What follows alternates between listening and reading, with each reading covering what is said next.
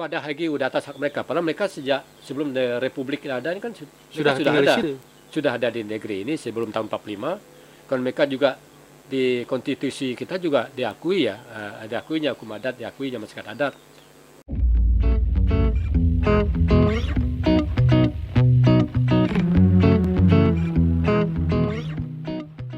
Ini adalah channel Orang Kampung. Jadi di YouTube saya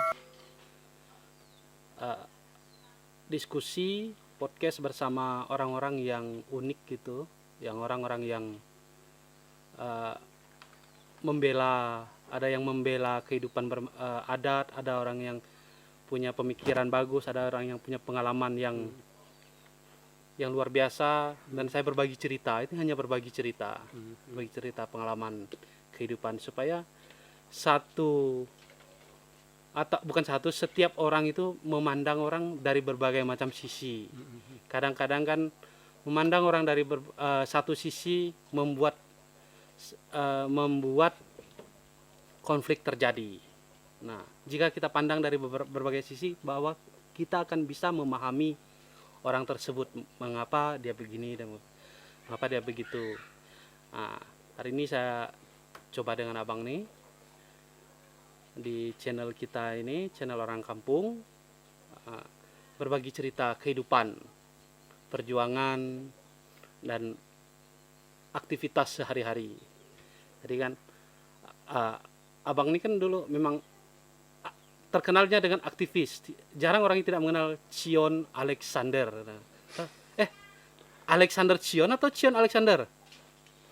Cion Alexander. Cion Alexander. Saya sebenarnya Alexander Cion kalau yang benar kan. Cuman di KTP Alexander Cion. Kitanya lalu oleh kepala sekolah SD dulu dibalik nama, jadi dirubah. Ya pasalah menyesuaikan sampai sekarang kan. Oh, Kan enggak macam sekarang, kalau mau buat ijazah ditanya dulu ke orang tua, ke anak, ini udah pas enggak? Dulu waktu itu mana ada ditanya. Nama permandian Cion Alexander Cion kan. Lalu itu tadi oleh kepala sekolah SD dulu. Lalu dibaliknya Cion Alexander. Cion Alexander. Pasal di berurusan ke ini kan catatan sipil lagi kan untuk perubahan nama itu. Harus menyesuaikan jasa kan dari SD kan. Dari SD. Jadi itu tidak dilakukan perubahan Itu tadi sejak karena itu harus mengikuti ada ijazah dari SD itu kan. Itu urusan berikutnya harus berubah dari catatan sipil, apa misalnya akta kena lahir segala macam, perkawinan sama itu udah menyesuaikan itu ke catatan sipil. Lalu sampai sekarang Cion Alexander. Cion Alexander yang harusnya Alexander Cion. Harusnya Alexander Cion. itu juga lucu itu. Kita kepala sekolah membalik nama kita.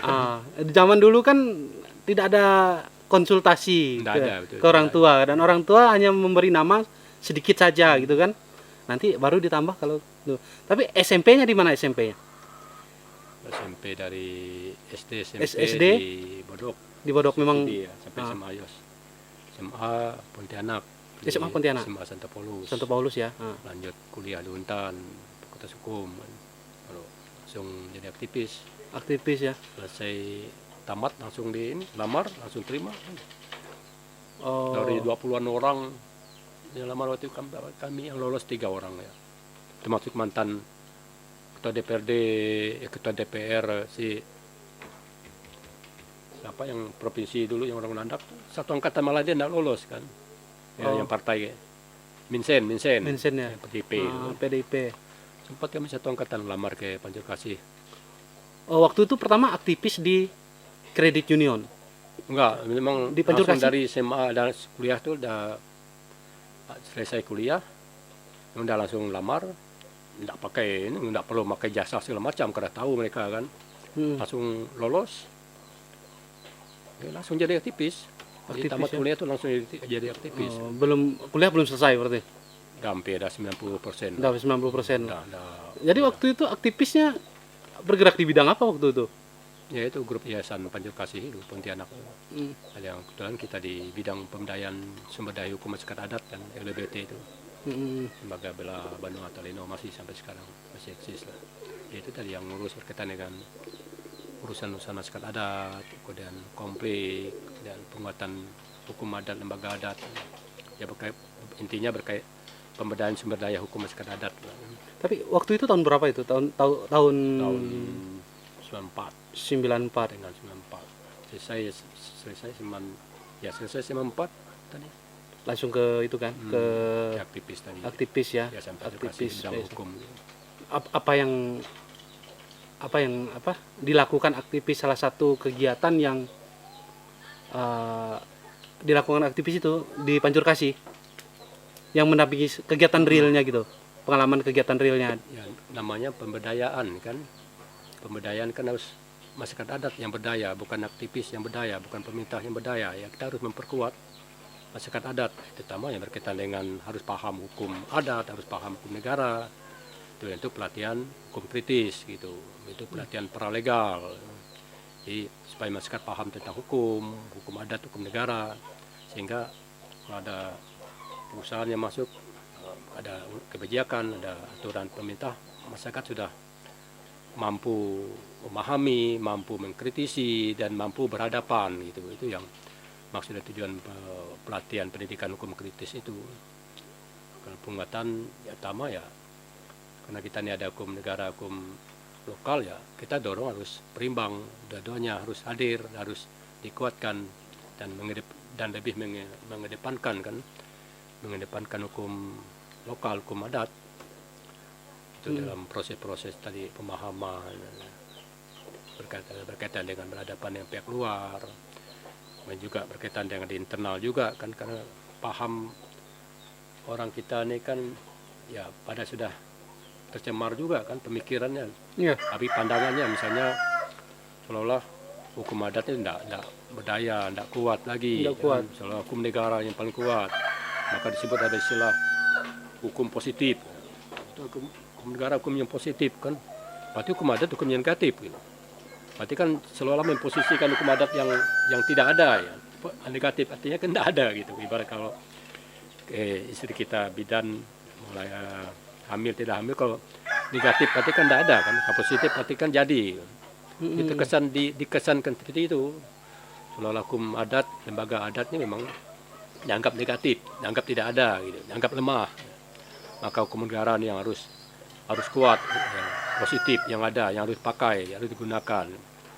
Tadi kata kunci itu loh yang paling baru masuk ke mengkaji, menganalisa kebijakan-kebijakan yang ada.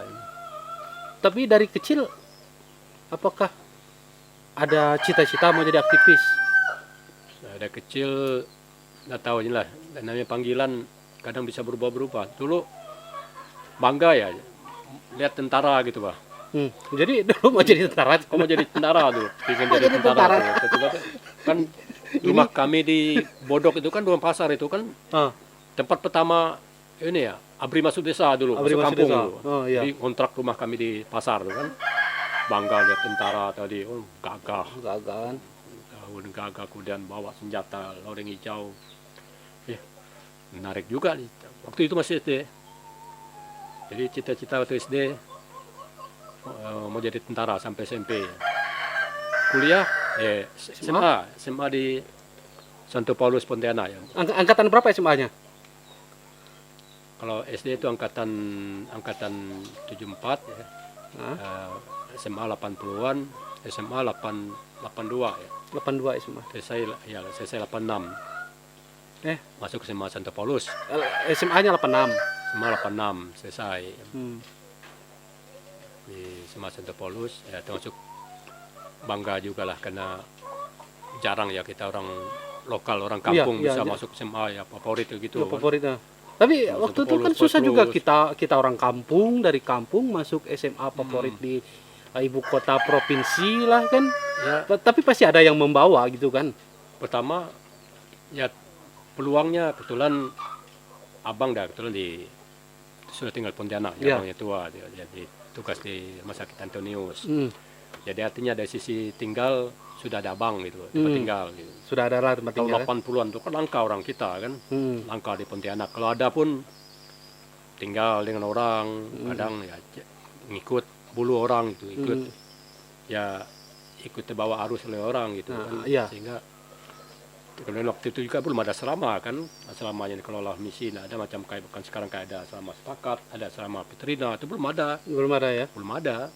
Sehingga banyak yang ada sih berapa orang kita keluarga yang tinggal yang di sana, yang tinggal dengan orang keluarga, tapi juga banyak tinggal dengan orang gitu, numpang dengan orang. Itu yang pertama yang bisa ada akses lah ke Pontianak tadi. Sehingga kebetulan di Bodok kan belum ada SMA kan Waktu itu di Bodok tahun 80-an belum ada SMA. karya Belum, kalian mungkin tahun 90-an ya. gitu Tahun 80-an belum ada SMA di SMA Karya Kasih itu belum ada. Baru sampai SMP.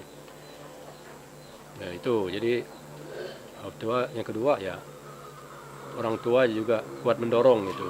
Ya telah ada abang numpang sekolah di Pontianak. Di sisi biaya ya itu enaknya misi ya.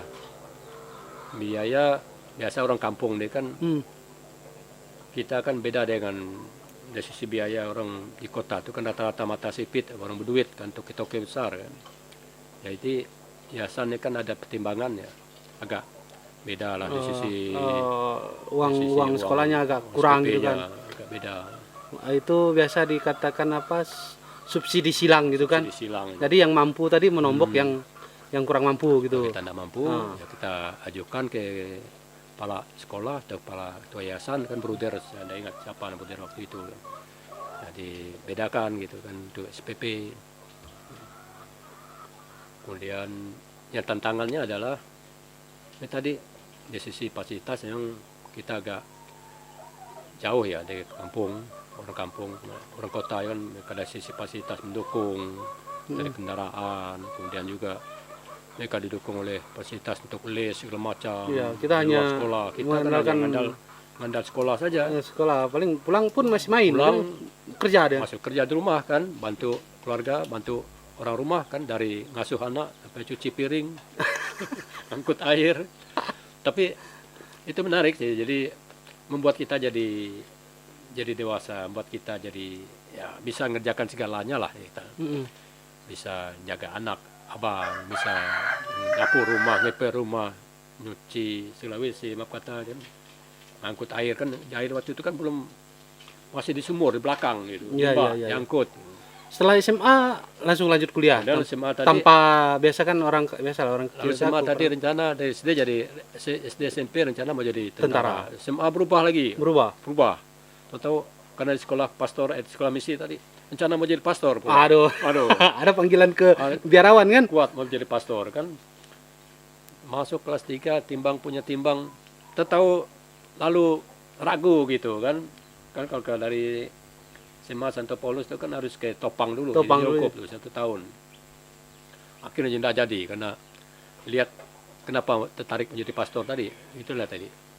Pertama pastor kurang ya. Kedua tertarik lihat pastor khotbah dan bawa misa ibadat di hari Minggu dengan pakaiannya.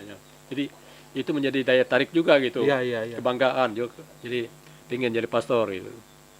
Tahu udah kelas 3 ragu juga gitu kan. Akhirnya tidak jadi. Bahkan dari ditanya oleh pimpinan sekolah waktu itu. Jadi tidak lanjut. Kan? Ternyata tidak jadi. Ada kawan yang kakak kelas tadi jadi. Dan dia jadi pastor juga. Setelah tidak jadi lanjut jadi ke Topang tadi. Untuk 1 tahun sebelum ke Parapat. Nyongkap dulu di Topang 1 tahun tidak jadi ya lanjut kuliah kan kuliahnya juga kuliah waktu itu juga memang cukup berat ya karena memang ya syukur masih bisa ngambil jurusan apa waktu itu ngambil hukum dengan ekonomi ternyata lolos hukum ya karena kebetulan saya dari jurusan IPS. Jadi cerita di SMA tadi juga tantangan ya selain dari sisi pertimbangan biaya material kita juga memang orang kampung, orang tua dari SMP, SMA belum ada mata pencarian tambahan ya, ngandal sekaret kan, kebun karet, dan pulang itu tadi. Sawit waktu itu udah ada? Belum ada. Tahun sawit di Bodok itu kan masuk tahun 80-an kan. Jadi untuk membiayai tadi dari SMA udah mulai nore, pulang libur nore bayar SPP, kuliah pulang libur 1 bulan kan cukup lama kan, itu cukup untuk bayar, kita tidak tergantung lagi ke orang tua kan untuk bayar SPP, Berarti itu uang ada semesteran gitu. itu keinginan yang kuat untuk sekolahnya. Ya, keinginan itu kuat karena itu tadi kalau tidak kuat ya bisa putus tengah jalan kan tadi pertimbangan biaya Iya. kemudian kita Zaman itu kan memang susah. susah, akses juga belum, fasilitas juga tidak kayak orang iya, Tionghoa nggak tadi, sekarang kayak lengkap sekarang yang dengan kita lebih motor. maju Motor gitu waktu kan. itu kan bangga kan Hmm. angkat pakai Tapi pakai jalan jalan motor, kita waktu itu masih naik angkot, kalau kadang tidak ada angkot jalan kaki pulang dari Bodok ke Pontianak pada zaman itu masih pakai bis bis ngetren kan, bis antara Pontianak Sanggau, bis yang tapi udah ya Kirana segala macam waktu Kirana, itu, ya. tahu Marus ya, udah paham itu. iya. Ya cerita tadi ya sebulan semesteran masih dibantu oleh orang tua karena ada kebun karet, orang tua sih cukup lah. Kemudian pulang semester nore bayar semester, jadi ya kita mampu untuk bayar semester sendiri sampai selesai. Kemudian tantangan lain adalah tadi kita merasa gengsi, wah ini orang-orang berduit gitu kan, anak-anak pejabat yang kuliah yang sekolah di SMA itu. Mereka pakai motor sekarang mungkin kalau kelas sekarang kan mereka ada pakai mobil lah. Kita masih pakai lereng waktu itu kan, lereng sepeda. lerek kalau orang daerah sini bilang lerek, kalau orang Bodok bilang lereng gitu kan. Lereng sepeda, suruh abang lah beli sepeda. Gengsi juga kan, orang pakai motor kita pakai sepeda. Kami dari sekian dari 40 orang hanya paling 2 orang kampung. Jalan ada Jawa dari 40 orang paling 5 orang ya bahasa masa itu pribumi lah istilahnya. Melainkan 90% orang Tionghoa. Sehingga kalau kadang macet sepeda ya pasti jalan kaki. Tapi tidak ada kawan-kawan yang dari zaman itu, yang kawan yang dari suku Tionghoa dari SMA Santo Paulus tuh kan di katedral kan sampai ke Juruju sana jalan kaki. Nah, itulah kenyataan. Karena kita sekolah tadi kadang tidak ada duit oplet, ya pulangnya berangkatnya pakai oplet, pulang jalan sore kan malam sore kan. Sore sekolahnya, siang sekolahnya kan. Siang sekolahnya jalan kaki dari gereja itu katedral belakang itu kan sama Santo Paulus sampai Bruder pulang ke Juruju sana Perum 1 jalan mintas lewat Sungai Jawi. Ada juga sih sambil ngukur jalan, sambil olahraga sore kan. Olahraga sore, datang ke rumah udah peluh, keringat, badan bau, besok dipakai lagi itu baju kan. Jadi parfumnya parfum keringat. Udah sempat ganti baju kan. Seperti itu. Paling hari Jumat ya baju biasa, baju batik. Oh gitu. Setelah itu SMA, kuliah, jurusan hukum, dan mulailah menjajal kehidupan aktivis. Ya. Aktivis dari Pancur Kasih. Waktu itu belum kredit union ya. Apakah udah kredit union atau atau belum gitu? Tadi setelah tamat kuliah sudah ada nyusun ada seminar sama artinya ada 99% dah lolos lah. Lolos ya. Ada informasi dari kawan, kebetulan kawan itu kan satu dosen juga di Fakultas Hukum itu kan juga aktivis Pancur Kasih, beri informasi masukan dan lamar lah situ. Ramai-ramai kan kawan dari SMA tadi ya dari sama-sama kuliah rata-rata S1 kan. Ya lolos gitu, lolos tapi tarik ke salah satu unit pemberdayaan sumber daya hukum masyarakat adat tadi yang disebut LBBT, Lembaga Bela Banua Talino. Bahasa dekanayatnya lembaga atau organisasi yang membela wilayah adat dan manusianya lah gitu kan. Iya. Banua kan wilayah adat, Talino yang manusia. Ya, lembaga yang mendampingi, yang menjadi kawan masyarakat adat dan wilayah adat. Karena saat waktu itu juga memang sudah cukup kencang ya konflik sumber daya alam masa rejim. Tahun itu tahun berapa? 94 itu selesai kan puncak-puncaknya. Udah mulai konflik, banyak ada konflik di puncak-puncaknya wilayah rejim Soeharto kan, yang tahun 98 itu yang puncaknya kan, yang aksi tahun 98. Tahun 94 itu memang tantangannya luar biasa. Kita masuk ke kampung, tugas pertama. Oh, berarti LBBT ini waktu itu masuk kampung sosialisasi gitu, itu ya, Ya, yang terjadi. ya bentuk tadi berapa kegiatan tadi ada semacam pelatihan gitu, 3 hari 2 hari bisa di kampung, dipanggil ke kampung, bisa di Pontianak untuk memberi mengenali, ada semacam pelatihan hukum gitu, pelatihan paralegal, pelatihan hukum kritis. Ini tadi membekali belajar pengalaman bagaimana konflik atau persoalan yang terjadi di kampung karena dihadapkan dengan persoalan-persoalan hukumnya tadi kan, karena berkaitan dengan aturan-aturan hukum, aturan-aturan perusahaan kan, yang mereka lebih mengedepankan aturan negara gitu, hukum negara. Sedangkan kita seharusnya masyarakat adat kan ada hukum adat, hukum lokal. Tapi di sisi lain rejim otoriter suatu masa itu kan memang sudah dikerdilkan kan, sehingga dianggap lemah dan tidak berdaya lagi kan, sehingga tidak dikedepankan, sehingga harus semuanya berlandas pada hukum negara, hukum positif. Itu salah satu untuk membawa masyarakat untuk belajar supaya paham hukum, supaya pandai bicara, mampu menganalisa persoalan hukum, kemudian bisa menggunakan hukum-hukum itu, baik hukum negara kemana itu berhadapan dengan bernegosiasi, bisa konsultasi dengan perusahaan dan pemerintah yang berhadapan dengan mereka tadi, khususnya berkaitan kebijakan perkebunan sawit misalnya, berkaitan dengan konflik sumber daya alam lain yang sangat marak itu adalah Pinantara, Intiga, Inhutani Intiga waktu itu di Muko dengan Jangkang kan, sampai Sekadau sana. Lalu setelah itu ya kami juga melakukan pengesaksian, namanya waktu itu disebut community organizer. Jadi kami adalah semacam penggerak, pendamping masyarakat, turun ke kampung, live in, hidup di kampung. Tapi sebenarnya tujuannya selain memberi ilmu tadi, apa itu tujuan? Ya, selain memberi ilmu, ya tadi tidak cukup memberi ilmu, tidak cukup memahami persoalan hukum, tapi juga kita harus turun ke lapangan gitu, terlibat langsung hidup di kampung itu. Tadi misalnya ada pelatihan paralegal, pelatihan hukum kritis untuk masyarakat yang terdampak HTI misalnya, di Inhutani 3, di Jangkang, di Muko, di Bonti misalnya kan. Jadi habis pelatihan itu kita harus ditugaskan turun ke kampung, live in sampai 2 minggu gitu. Salah satu tempat yang masih diingat waktu itu live in yang berkesan gitu. Yang berkesan itu di Kotip ya. Kotip ini kan, Kotip itu di mana? Kotip itu namanya aslinya sekarang Kotup gitu. Itu kalau Bonti. Jadi saya memang ditugaskan di Kotip, di Kotup. Kotip sekarang Kotip dulu. Kotip itu namanya salah satu ini ya, salah satu komunitas suku Dayak Mayau. Yang terbuang, istilahnya terbuang artinya ke seberang Sungai Sekayam. Itu salah satu kampung Kotip, luar biasa sih memang. Pada zaman itu ya, pada waktu itu.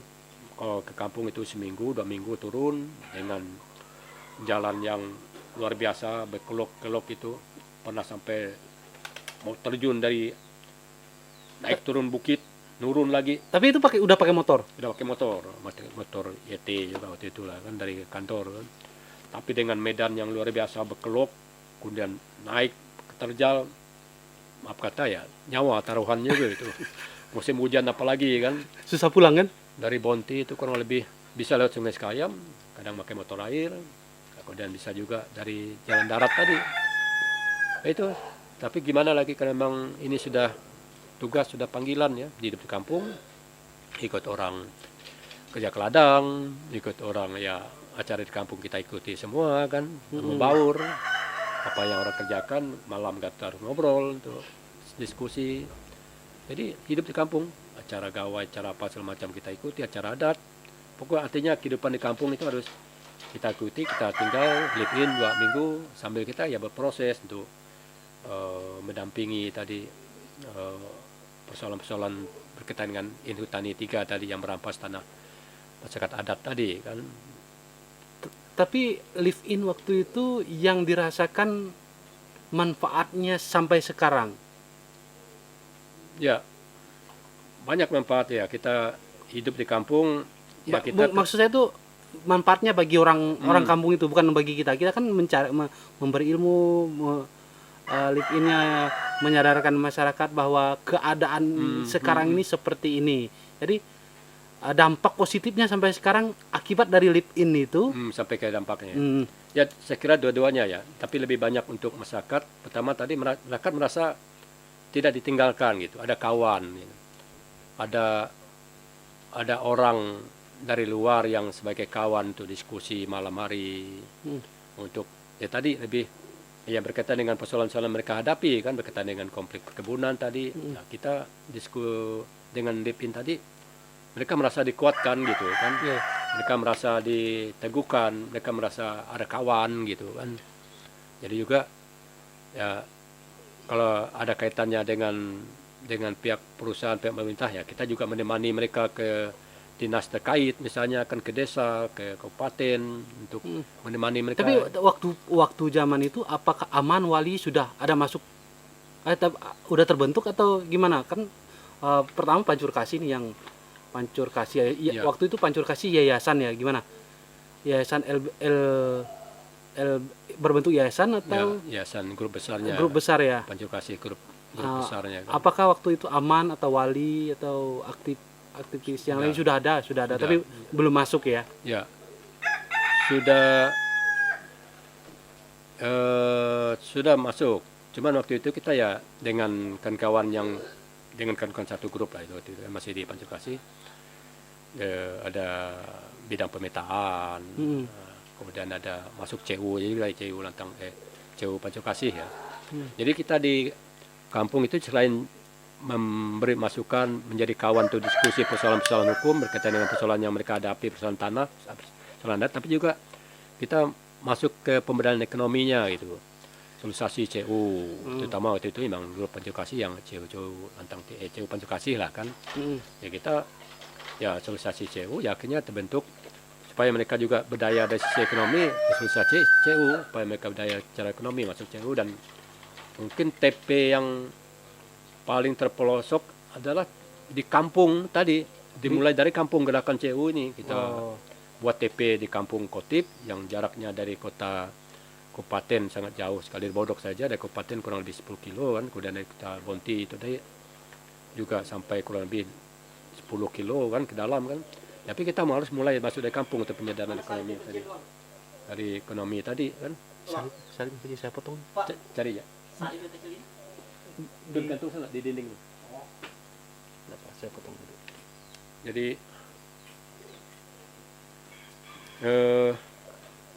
mereka gitu.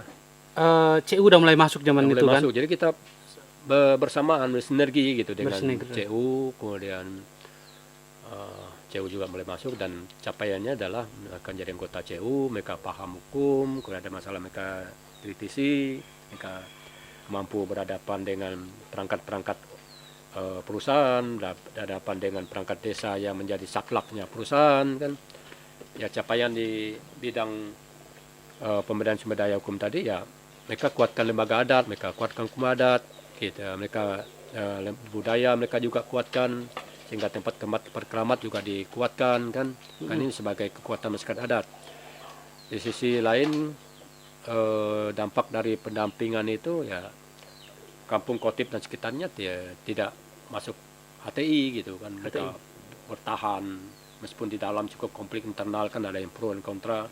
Jadi termasuk kampung Kotip itu salah satu yang menolak masuknya HTI, hutan tanaman industri, yang waktu itu masih Pinantara, Inhutani 3 ya. Inhutani 3 kemudian beralih menjadi Pinantara sekarang dibeli jadi Sinarmas kan.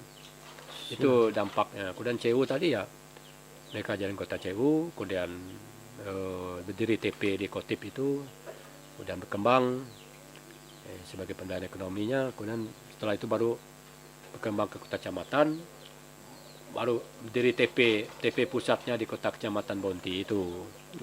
Dari Bonti nyebar lagi kita ke Jangkang kan, organisasi CU, pendidikan CU, sambil tadi karena Bonti dan Jangkang sama juga masalahnya kan, sama masalah hati juga, tantangan luar biasa, tidak bisa kumpul. Kawan-kawan semua tahu pada masa tahun 90-an sampai tahun 90 sampai tahun 98 itu kan puncak-puncaknya rejim Soeharto, rejim Orde Baru kan. Jadi jangan nggak bisa ngomong vokal sedikit, nggak bisa ngumpul, kemudian nggak bisa ngobrol di kampung, segala intel apa segala macam. Banyak Intel itu ya? bisa dari aparat, bisa dari oknum masyarakat itu sendiri. Jadi kita nggak bisa bebas ngumpul, nggak bisa bebas ngomong. Itu tantangan luar biasa memang masa Berarti itu. zaman itu memang kita pun mau ngomong, berdiskusi dengan membahas sesuatu yang kaitannya dengan pemerintah itu susah kan? Termasuk langka sekali dan sangat berbahaya Bagi kitanya. bagi kita dan bagi masyarakat juga. Risikonya tadi bisa diteror, bisa diancam, bisa ditangkap. Seperti yang Tapi ada pengalaman yang sampai ditangkap. Nah, sudah menjadi bagian dari investasi skala besar tadi, menjadi alat maaf kata dari imperialis, sehingga untuk menekan masyarakat, mengambil tanah masyarakat yang tidak menyerahkan. Masa rejim Soeharto itu, otoriter itu, Orde Baru itu memang tidak bisa bersuara keras, tidak bisa berkumpul, tidak bisa diskusi, tidak bisa mengeluarkan pendapat segala macam gitu. Itu luar biasa tantangannya di masa rejim Soeharto itu. Yakin. Lalu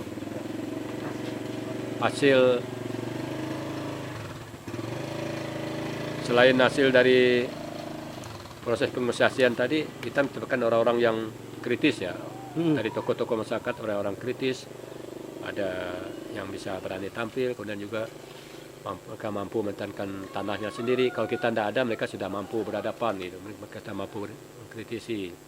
Waktu kita ada ya mereka juga bisa diperkuat. Dari sisi CU tadi, ya selama ini mereka tidak mengenal lembaga keuangan, bank sangat langka kan. Bang, Tapi di kecamatan waktu itu pun belum susah. ada, Belum ada bank. Kecamatan Kan? Bonti belum ada bank.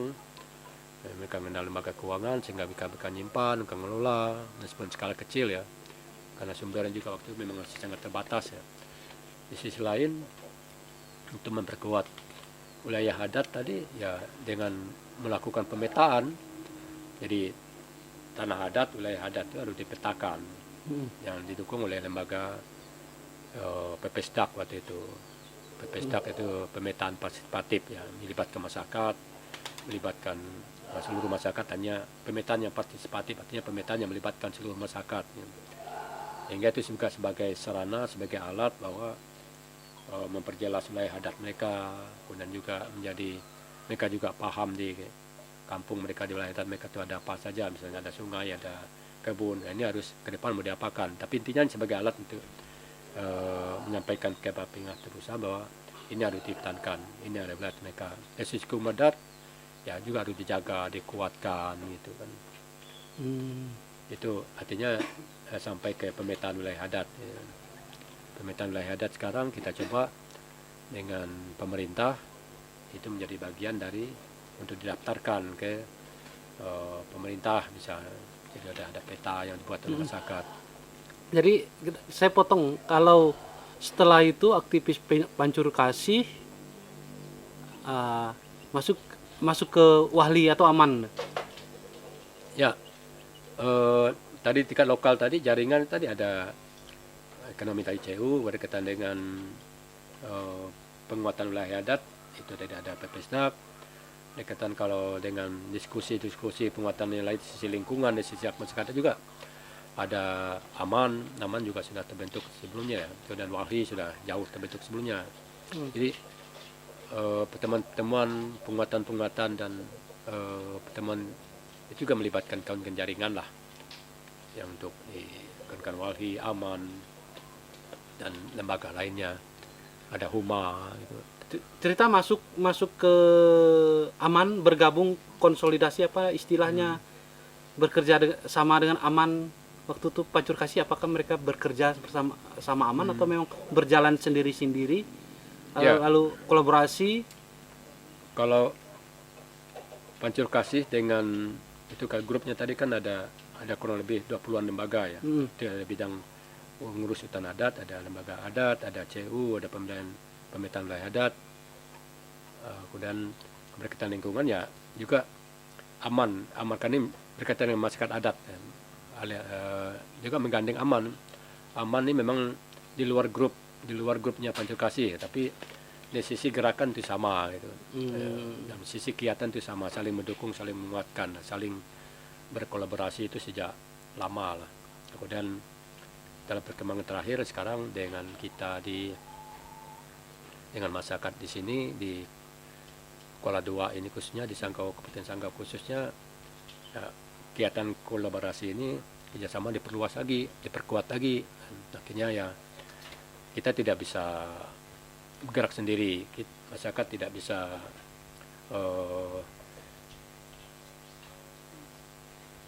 masyarakat artinya perlu lembaga, perlu kawan juga di tingkat lokal, tingkat nasional, sehingga perlu membangun jaringan, perlu membangun koalisi, perlu membangun kolaborasi, ya, dan melibatkan lembaga-lembaga yang berkaitan dengan masyarakat adat tadi kan, ya, itu termasuk aman.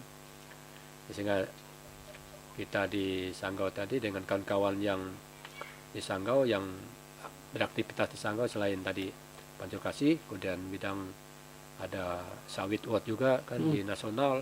Kebetulan saya juga anggota sawit uat kan secara individu, tapi dengan lembaga WALHI tadi yang berkaitan dengan lingkungan, ya juga diskusi masalah kebijakannya juga, diskusi juga masalah dampak lingkungannya juga dalam kaitan kompra.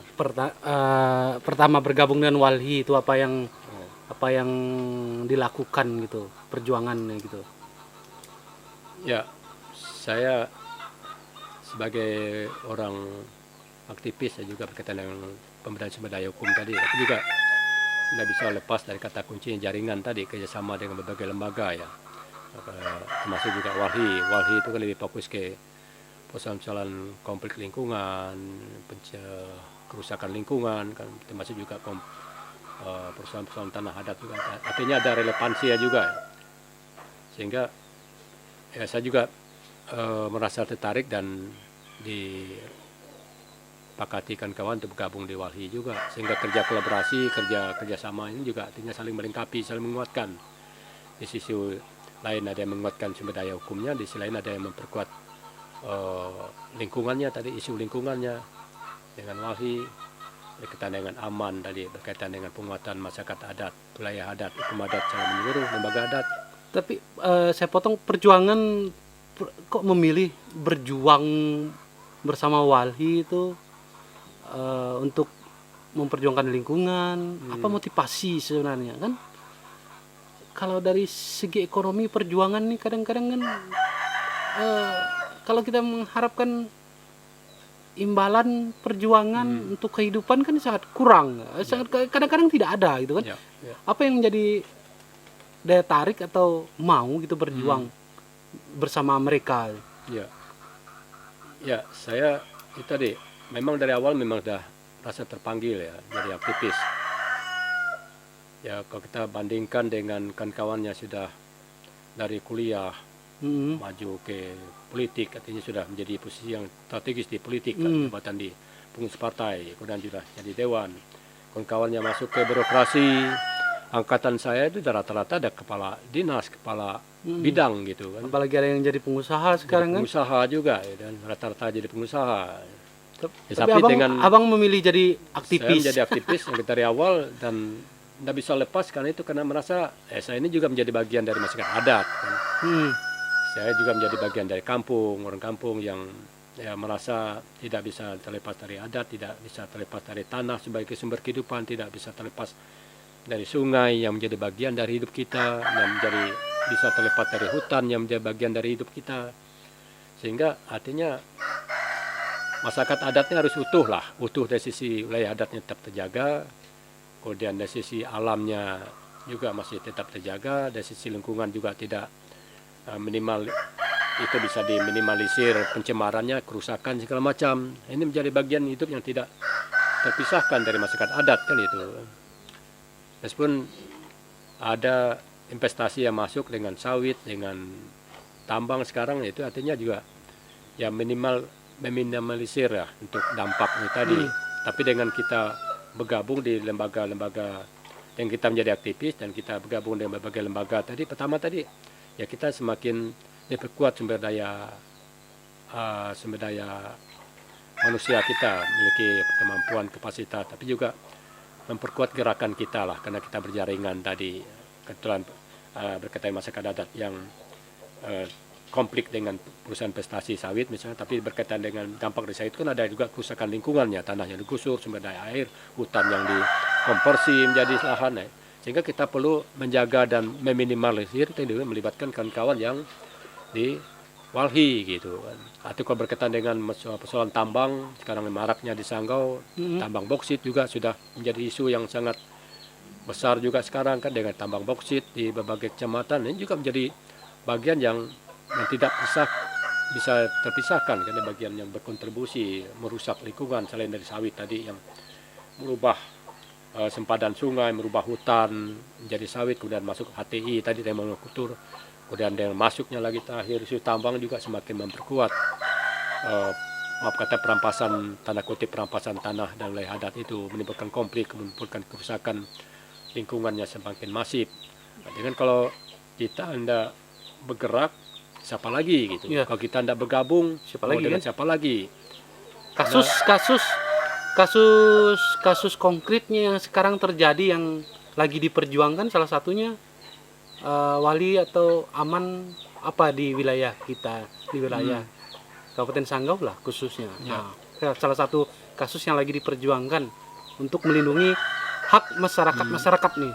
Ya, ya, salah satunya yang saya sampaikan tadi adalah dengan pemberdayaan sumber daya masyarakat, mereka paham persoalan hukum, mereka paham atas haknya, akhirnya mereka mampu mempertahankan wilayah adatnya sehingga tidak masuk ATI, atau kalau masuk sawit juga misalnya ya minimal polanya dikritisi lah gitu, artinya ada pola yang tidak menguntungkan mereka tolak. Lalu berkaitan dengan apa tadi kasus konkret konkret yang lagi diperjuangkan sehingga gitu. dalam hal ini ya kita ada sawit wot, kemudian kompra, yang digabung dari kompra itu kan ada aman, ada Walhi, ada pagar, ada sawit wot, ada KPA, kemudian yang tidak kalah penting adalah JPSI Buru dan TB ini kan, yang punya semangat secara kelembagaan dari ajaran kitab suci itu sendiri, yang gereja juga harus punya kepedulian kepada lingkungan hidup, punya kepedulian terhadap masyarakat yang terpinggirkan, masyarakat yang tersalimi. Itu gereja juga tidak bisa lepas tangan kan, apalagi dengan mandat, dengan putusan Paus dengan Laudato Si, ya gereja harus juga terlibat secara langsung bertingkat global sampai tingkat lokal, ini harus terlibat langsung untuk berkolaborasi baik secara lembaganya maupun kolaborasi dengan lembaga-lembaga CSO dan lembaga-lembaga lain untuk memperkuat masyarakat adat, memperkuat umatnya dari sisi lingkungan, dari sisi hak masyarakat, dan mengatasi, mencari solusi masalah konflik, mencegah kerusakan alam.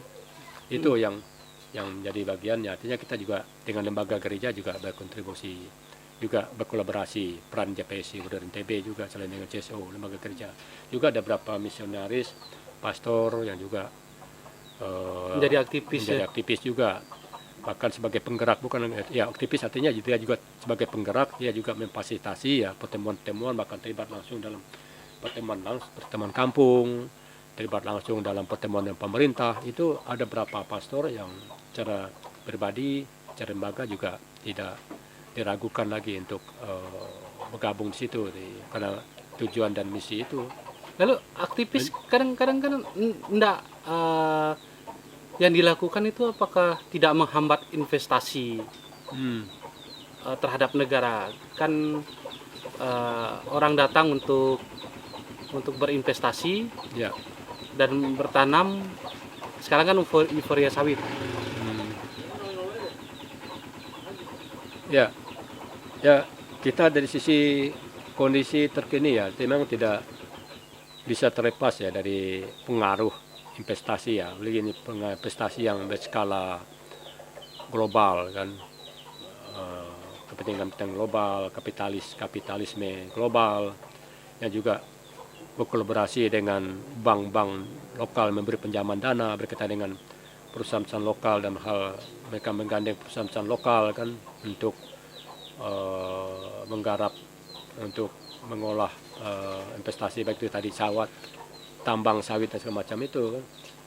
Sehingga ya tantangannya ya kita bisa mau tak mau pilihannya pertama bisa menolak sama sekali atau menerima dengan pilihan-pilihan tadi, dengan alternatif tadi. Misalnya dari sisi polanya misalnya perkebunan sawit. Menerima perkebunan sawit tapi polanya harus ya paling tidak menguntungkan masyarakat lah, misalnya dari sisi penyerahan lahan misalnya, dari sisi bagi hasil misalnya kan. Jadi tidak semata-merta bulat menerima 100%.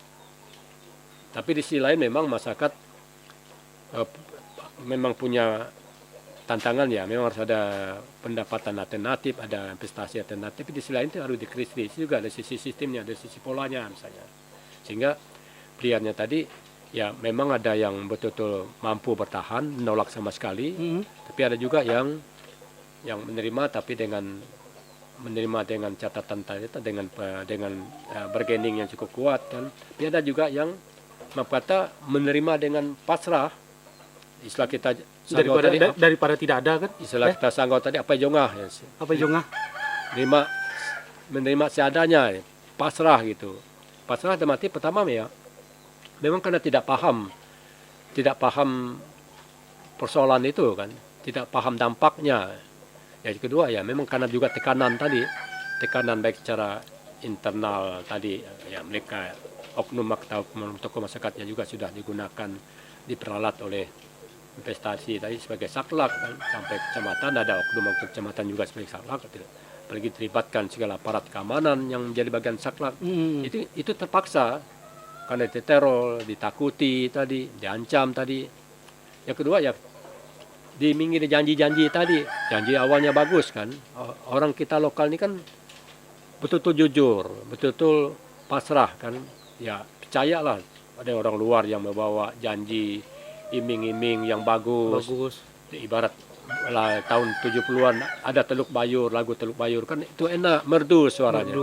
Dijanjikan tadi investasi masuk dengan menjanjikan siap tenaga kerja kan, luar biasa. Menyerahkan tanah, lalu kita bisa dapat untung, duduk dapat untung kan. Jadi karyawan katanya kan, bekerja jadi karyawan. Padahal karyawan itu kebanyakan masih buruh kasar kan, kebanyakan buruh kasar, mau naik level lebih berikutnya alasan tadi tidak memenuhi syarat kan, tidak ada sekolah kan. Ya pas saya bertahan kayak mampu bertahan kayak yang tidak mampu, tadi memecat diri sendiri, kadang dengan cara dipindahkan segala macam, akhirnya tidak mampu pindah, berhenti kan. Orang luar ngisi. Jadi putra daerah atau ini putra daerah pribumi kebanyakan jadi penonton ya, dan kebanyakan buruh kasar. Tapi memang ada dari sekian, ada sih 1-2 perusahaan yang orang lokal itu berimbang lah dengan orang luar. Tapi itu juga kemampuan, keberanian kritis dari masyarakat lokal itu sendiri kan. Jadi investasi masuk tapi di sisi tenaga kerja harus 70% orang lokal.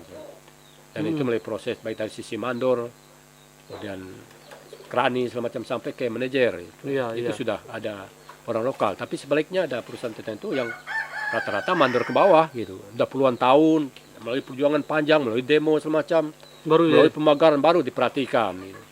Akhirnya diterima jadi karyawan itu karena di demo, karena dipaksa, baru bisa terima jadi karyawan. Padahal sekarang orang setempat juga punya kualitas yang tinggi kan? Dari sisi punya kualitas ya tidak kalah ya, meskipun masih agak di bawah orang lah secara rata-rata lah ya. Tapi kalau investasi tadi atau pemerintah punya niat baik itu kan, saya kira jangankan orang lokal, mereka sendiri juga tidak langsung kejadi kan. Tentu ada proses pendidikannya, proses pelatihan. Ya, orang lokal juga kalau diberi kesempatan ya sudah punya pendidikan, tapi diterima, kemudian dilatih lagi, disekolahkan lagi. Tapi proses-proses itu kan tidak dilakukan. Ya. Maaf kata kebun-kebun investasi yang ada kan orang dari luar semua, tapi mereka juga sama juga berangkat dari nol gitu. Tapi kalau orang lokal sudah ada berapa yang memiliki pendidikan, kemudian disekolahkan lagi, dilatih lagi, ya juga tidak kalah. Tapi itu tadi dengan peluang seperti ini ya sudah kita menyerahkan tanah, kita diambil dari tanah, di sisi hasil kita hanya 20%, 20% pun kadang bersihnya 12%, 300-400 ribu tiap bulan kan. Dari sisi tenaga kerja tadi kebanyakan buruh kasar kan. Yang investasi ini kan punya cara untuk memperhatikan masyarakat. Contohnya CSR. Ya, CSR. Menurut abang nih CSR yang telah terjadi, yang telah dilakukan perusahaan juga yang berinvestasi juga memberikan CSR, yaitu berupa bantuan-bantuan kepada masyarakat. Nah, itu kan salah satu yang dijadikan perusahaan untuk membantu masyarakat selain dari karyawan tadi. Gimana pendapat abang tentang CSR? ya, CSR itu artinya kalau bahasa apa social responsibility community ya. Nah, Kalau bahasa sederhananya tanggung jawab sosial kepada masyarakat sekitar itu ya. Tapi dalam yang setahu kita itu secara proses itu sudah pernah dibuka secara transparan ya kepada masyarakat.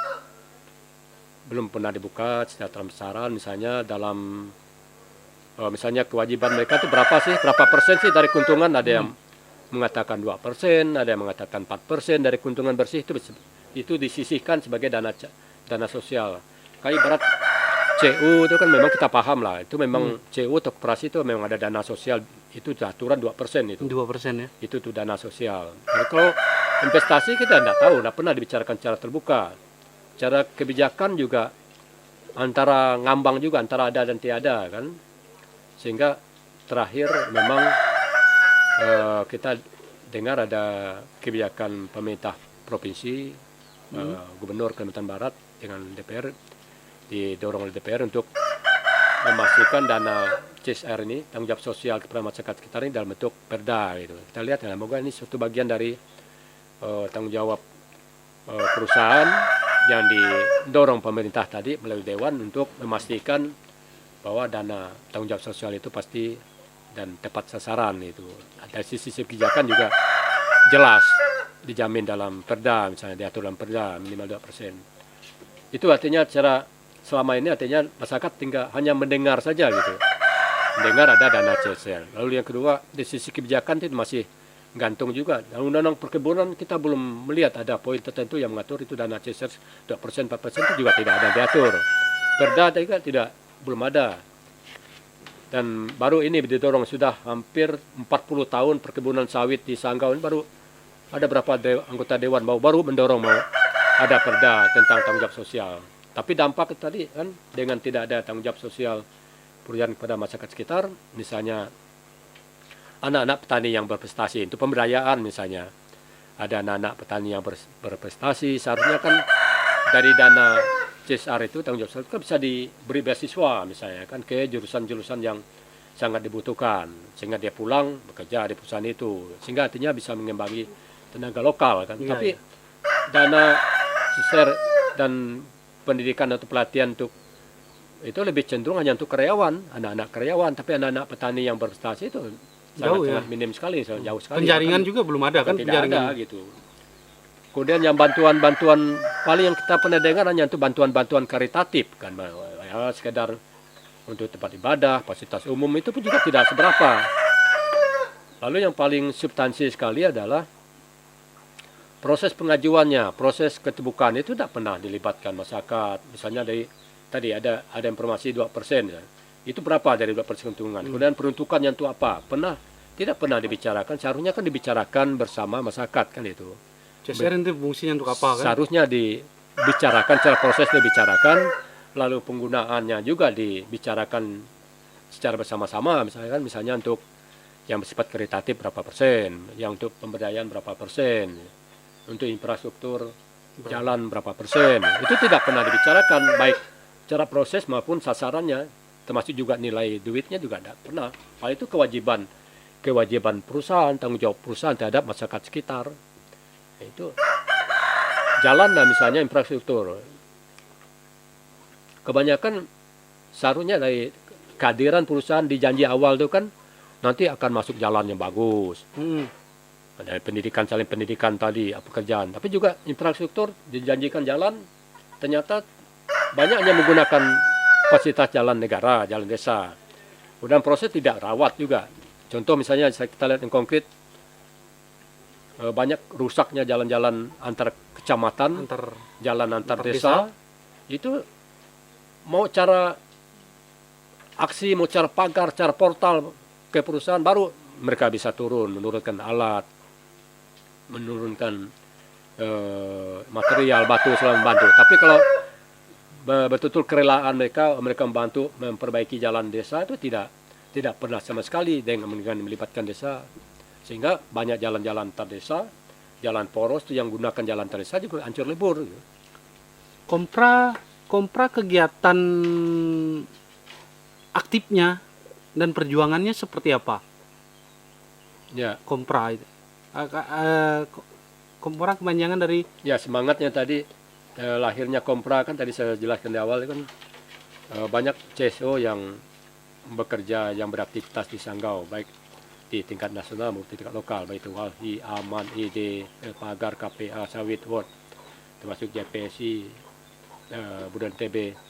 Ya, masing-masing selama ini kan punya bergerak sendiri, rata-rata bergerak sendiri. Kalau ada kolaborasi pun hanya 1-2 lembaga. Maka untuk itu perlu tadi mencoba menggerakkan, kita mencoba menggerakkan, mengundang kawan-kawan untuk bergabung dalam suatu gerakan, suatu forum gitu. Forum, ya bahasa seberangnya koalisi ya. Berkaitan dengan percepatan reforma agraria. Ya, sehingga di situ kan tadi ada Walhi, ada Aman dan segala macam itu yang punya isu yang sama. Kita mengkonsolidasikan diri, kita menyatukan diri untuk membangun gerakan ini menjadi satu kekuatan bersama. Jadi tidak bergerak sendiri. Misalnya berkaitan dengan konflik perkebunan tadi, harus ya sawit juga punya pedulian kan. Tapi saya potong. Kompra ketika mengetahui ada konflik tapi tidak ada laporan, tapi mengetahui akan ada konflik di suatu wilayah, apa aksi yang dibuat? Langkah yang dibuat, dilakukan ya. Mengetahui ada konflik, misalnya di suatu tempat A ada konflik, apa langkah Kompra ini untuk mungkin membantu konflik ini agar cepat teredam gitu? Ya, berkaitan dengan konflik sumber daya alam, konflik perkebunan misalnya, ya. Kita kebetulan salah satu aktivis atau lembaga yang saya anggota Walhi, saya anggota Sawit Ward. Ya, paling mereka kan melakukan ini mengadu gitu kan. Atau kita selain mereka mengadu, ya kita juga kadang turun ke lapangan, kita melihat kondisi-kondisi itu, keluhan-keluhan mereka. Akhirnya ya kita coba mengajak mereka kalau memang itu harus bersama-sama, minimal bersama-sama untuk mencoba mencari solusi. Nah, salah satu ya dengan mengadakan bisa pertemuan secara internal di kampung, ya juga bisa pertemuan secara in class, dalam itu pertemuan besar seperti yang berapa kali dilakukan di sini, gitu, untuk melihat persoalan bersama itu apa, masalahnya apa, dan kira solusinya apa. Itu yang upaya-upaya, langkah-langkah yang kita lakukan kan, misalnya dengan ada pelatihan pemetaan partisipatif kemarin, misalnya ada diskusi secara sehat untuk mengundang pihak-pihak atau dinas terkait, sehingga termasuk misal pemerintah daerah. Di pemerintah daerah itu ada yang sekarang isu besarnya adalah konflik sumber daya, konflik perkebunan atas sumber daya alam. Misalnya contoh sebagian besar di Sanggau atau Kalimantan Barat ini ada konflik agraria, misalnya yang kampung, kemudian hak-hak masyarakat itu dicaplok oleh perusahaan AGU, oleh perusahaan melalui dengan hak guna usaha. Padahal kan masyarakat tidak tahu, kok tiba-tiba kampung mereka, hak mereka tuh dicaplok oleh HGU. Kok ada HGU di atas hak mereka? Padahal mereka sejak sebelum Republik ada ini kan sudah ada di negeri ini sebelum tahun 45. Kan mereka juga di konstitusi kita juga diakui ya, diakuinya hukum adat, diakuinya masyarakat adat. Tapi dengan kok tiba-tiba dengan masuknya investasi, bahkan setelah berjalan investasi, mereka mau mengusahakan, membuat sertifikat, mengelolanya, kok tidak bisa. Oh, ini sudah HGU-nya perusahaan gitu. Dari mana dasarnya kan itu? Sehingga akhirnya ya ini menjadi isu besar, banyak kampung banyak masyarakat itu tebang dicaplok oleh HGU, oleh HP, hutan produksi dan hutan lindung gitu. Ini persoalan besarnya, sehingga dengan perjuangan Kompra ini ada bagaimana mempercepat, bagaimana mengawal, bagaimana mendorong isu-isu kompleks sumber daya alam ini, agraria ini diselesaikan gitu. Diselesaikan dengan cara tadi ada melalui pertemuan, dengan melibatkan masyarakat, mengundang dinas-dinas terkait, mengundang pemerintah, mengundang perusahaan, supaya perusahaan, oh ini kalau bukan hak kalian dilepaskan loh, HGU atas kampung harus dilepaskan oleh perusahaan. Tapi setelah dilepaskan oleh perusahaan melalui usulan masyarakat atau melalui usulan pemerintah, baru bisa dikembalikan pada masyarakat. Nah, kemudian